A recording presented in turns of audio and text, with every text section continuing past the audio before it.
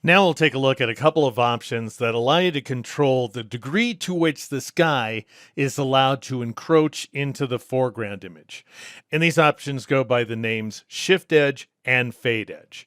And so here we have another photograph from the Dreamtime Image Library featuring a more complex sky with a wider variety of colors and a lot of blues inside the foreground image. Notice that the photographic image is selected here inside the Layers panel, at which point I'll go up to the Edit menu and choose Sky Replacement. And as you can see, Photoshop goes ahead and automatically selects my last applied sky. All right, so here are the values we're talking about. Shift Edge allows you to shift the sky inward if you apply a positive value. So notice that we're losing a lot of the foreground image. Whereas if I were to take this value back down to 0, you can see that we already have a little bit too much sky. I'll go ahead and press Control plus or Command plus on the Mac to zoom in, and you can see how this red cloud is intruding upon this woman's knee. And so what I want to do is shift the sky outward, and you make that happen by applying a negative shift edge value. And the reason it's negative is because it's tightening the mask around the sky. Now we have this fade edge value, which by default is set to 100%, which means that we have an awful lot of softening or feathering if you prefer. If you want less of that, then decrease that value. And you can take it all the way down to 0 if you like, at which point you're going to get some pretty choppy edges inside your mask.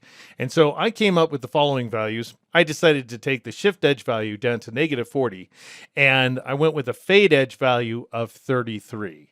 And I also decided to switch out the sky. I'm going to twirl close blue skies right there, and I'm going to go with this third sky in the sunsets group. Your skies may end up being different than mine, at which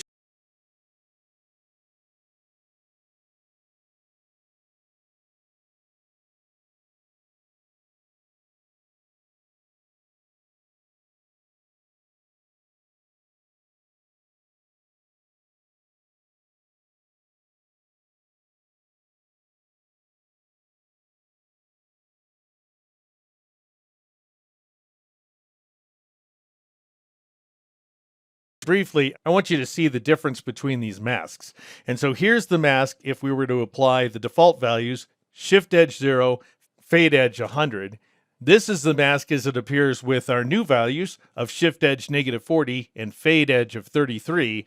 And then if I were to go with some more extreme values, such as a shift edge value of -70 and a fade edge of 0, we get some very crunchy results here inside the mask, which is why I split the difference with these values right here. And that's how you take advantage of those shift edge and fade edge values when you're blending a new sky with an existing foreground image here inside Photoshop 2021.